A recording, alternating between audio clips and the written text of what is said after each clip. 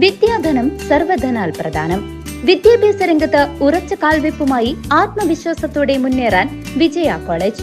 പരിചയസമ്പന്നരായ അധ്യാപകരുടെ കീഴിൽ ചിട്ടയായ പരിശീലനം നൽകി ഭാവിയിലെ വാഗ്ദാനങ്ങളാക്കി മാറ്റുന്നു ഓരോ വിദ്യാർത്ഥികളെയും.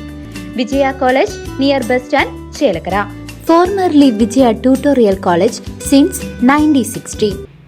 ഇത് സ്കൂളുകളിലെ ഉച്ചഭക്ഷണത്തിന് രുചി കൂടിയ കാലം. പണ്ടുണ്ടായിരുന്ന ഉപ്പുമാവും കഞ്ഞിയും പയറുമെല്ലാം ചോറും കറികളുമായി മാറി. പിന്നീട് അങ്ങോട്ട് മാസത്തിലൊരിക്കൽ ചിക്കൻ ബിരിയാണിയും തേങ്ങാച്ചോറുമടക്കം വിഭവസമൃദ്ധമായ രുചിക്കൂട്ടുകൾ ഒരുങ്ങി.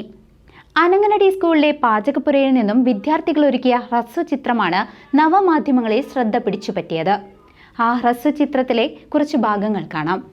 അനങ്ങനടി ഹൈസ്കൂളിലെ 1000-ലധികം കുട്ടികൾക്ക് സ്വാദിഷ്ടമായ ഭക്ഷണം ഒരുക്കുന്ന പാചകപ്പുരയിൽ നിന്നും ഉദിച്ച ആശയമാണ് കുട്ടികളെ കൊണ്ട് തന്നെ ഇത്തരമൊരു ഹസ്യചിത്രത്തിലേക്ക് എത്തിച്ചത്.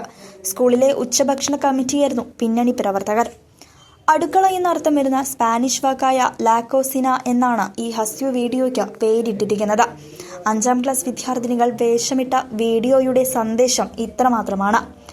അനേകായിരം കുട്ടികൾ കഴിക്കുന്ന ഉച്ചഭക്ഷണ പദ്ധതിയുടെ മെനു ഈയടുത്ത് സർക്കാർ വിപുലപ്പെടുത്തിയിരുന്നു. വിഭവസമൃദ്ധമായ ഭക്ഷണം വയറും മനസ്സും നിറയെ കുട്ടികൾക്ക് ലഭ്യമാക്കണമെന്ന വിദ്യാഭ്യാസ മന്ത്രി വി ശിവൻകുട്ടിയുടെ നിർദ്ദേശം പല വിദ്യാലയങ്ങളും നടപ്പിലാക്കി വരികയാണ്.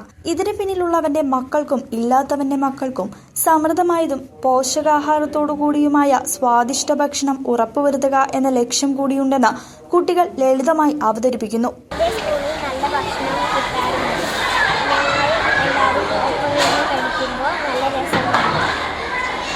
എല്ലാ സ്കൂളുകളിലും പഠിക്കുമ്പോൾ എല്ലാവർക്കും സന്തോഷമാവും. വിദ്യാഭ്യാസ മന്ത്രി ഇങ്ങനെ ഒരു തീരുമാനമെടുത്തപ്പോൾ വലിയ സന്തോഷമായി.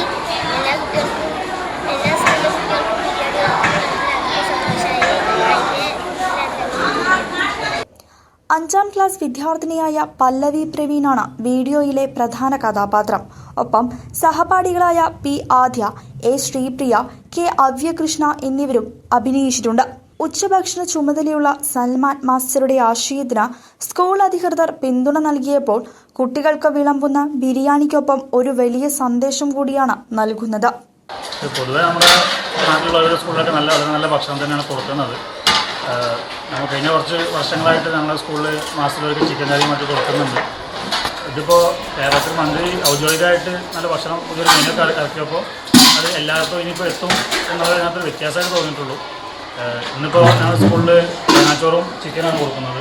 ഇതുപോലെ കുട്ടികൾക്ക് വളരെ വ്യത്യസ്തമായിട്ടുള്ള ഭക്ഷണം കൊടുക്കാൻ പറ്റുന്നുണ്ട്. അത് സർക്കാരിൻ്റെ ഫണ്ട്, അതിൻ്റെ കൂടെ മാനേജർ സഹായിക്കും, പേരൻസ് സഹായിക്കും, അതുപോലെ സ്റ്റാഫൊക്കെ ഇതിൻ്റെ ഭാഗമായിട്ട് സാമ്പത്തികമായിട്ടും അല്ലാണ്ടൊക്കെ സഹായിക്കുന്നുണ്ട്.